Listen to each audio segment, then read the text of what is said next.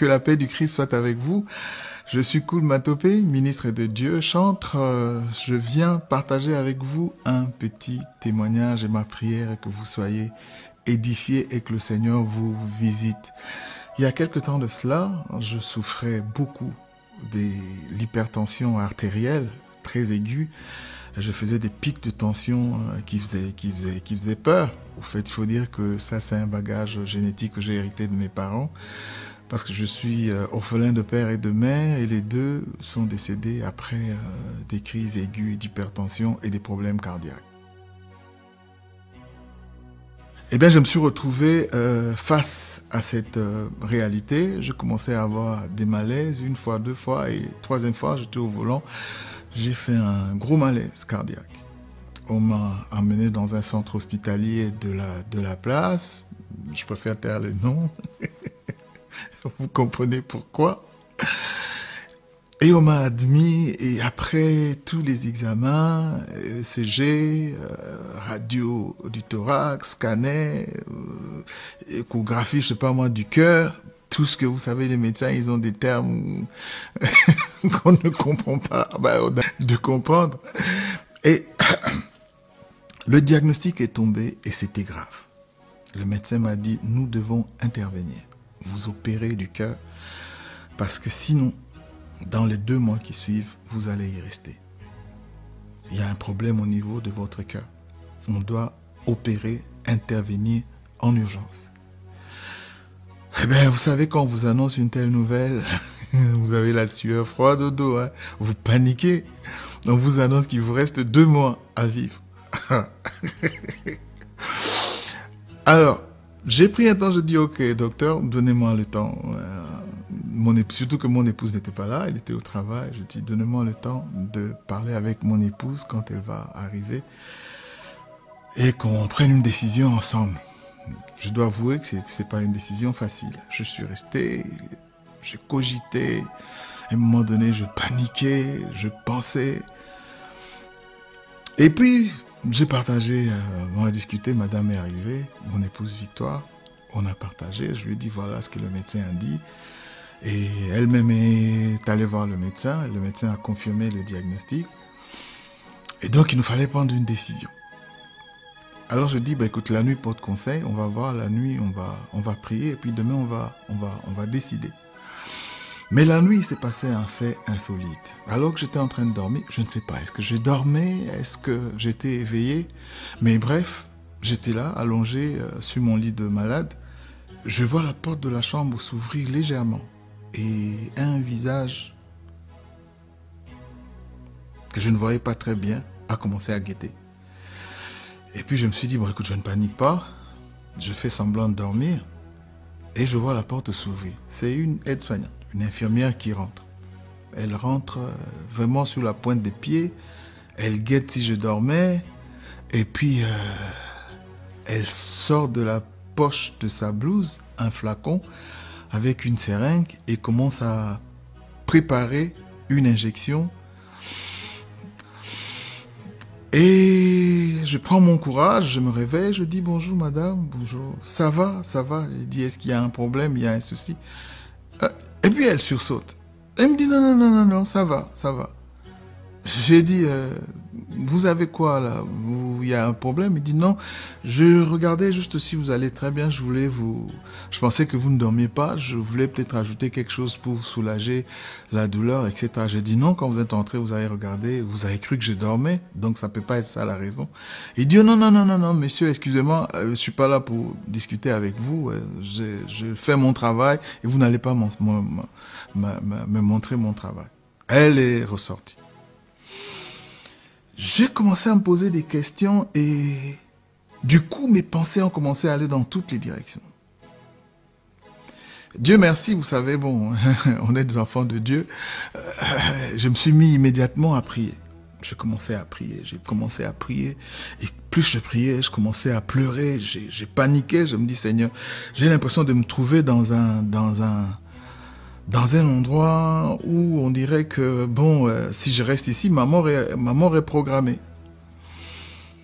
Et je commençais à prier, je commençais à prier en langue. Et l'Esprit du Seigneur, le Saint-Esprit a commencé à me parler. La première des choses qui m'a rappelé était que ce corps n'a pas été créé pour la maladie, c'est le temple de Dieu. De deux, il est écrit, par ses meurtrissures à la croix, vous avez été guéris. Et troisièmement, de me dire, le diable est un menteur.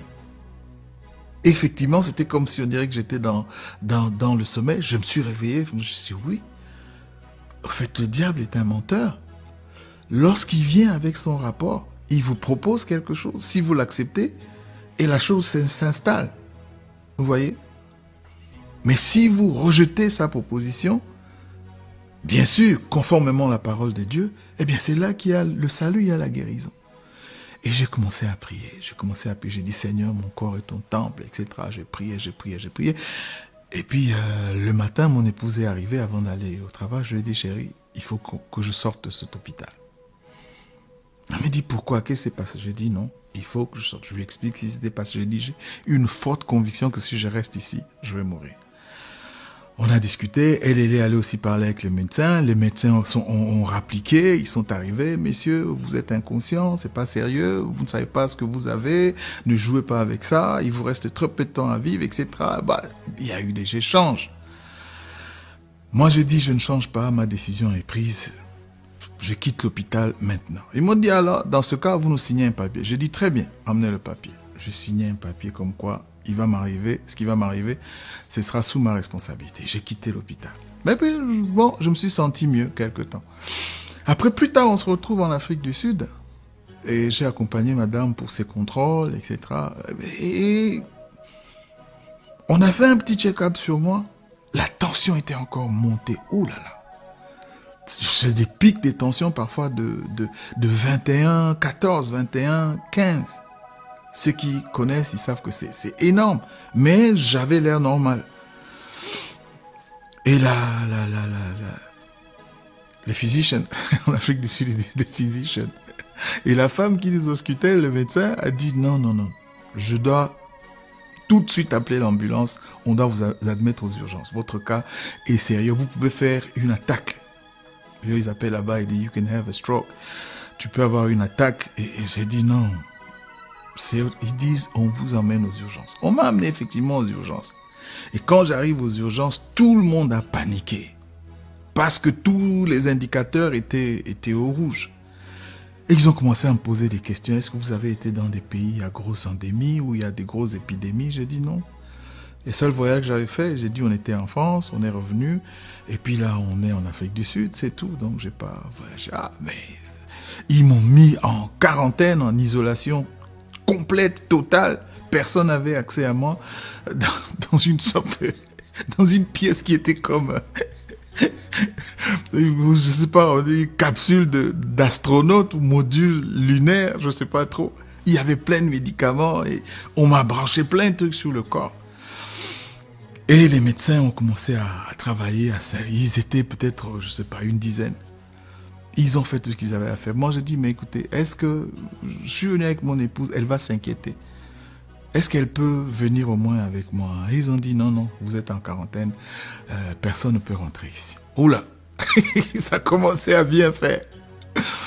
Mais bon, ils m'ont administré des médicaments, ils m'ont dit que vous restez en observation. Donc, je suis resté. Et quelques temps après, j'ai eu sommeil et je me suis endormi. Et pendant que j'étais en train de dormir, j'ai senti la présence d'une personne, comme quelqu'un qui est rentré dans la salle. Mais entre-temps, je priais. Hein. J'ai prié, je me suis dit, Seigneur, cette histoire, je sais pas, ça commence à bien faire, cette histoire de tension.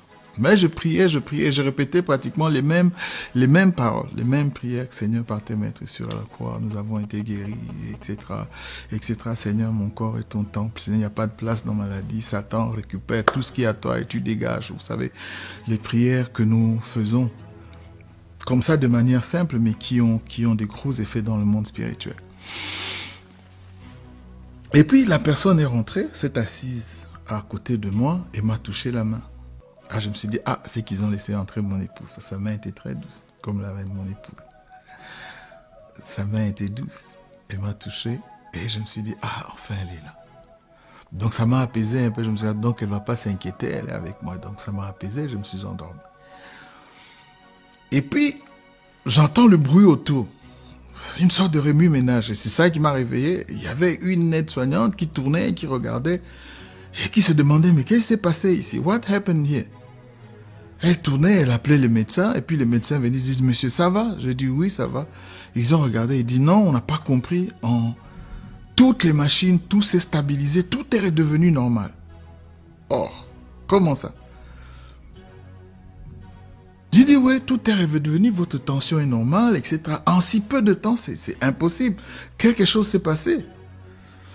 Moi, j'ai dit, ah, c'est que... Et j'ai dit au médecin, en tout cas, mais merci parce que d'avoir laissé ma femme entrer, parce que je crois que la présence de ma femme m'a fait du bien aussi.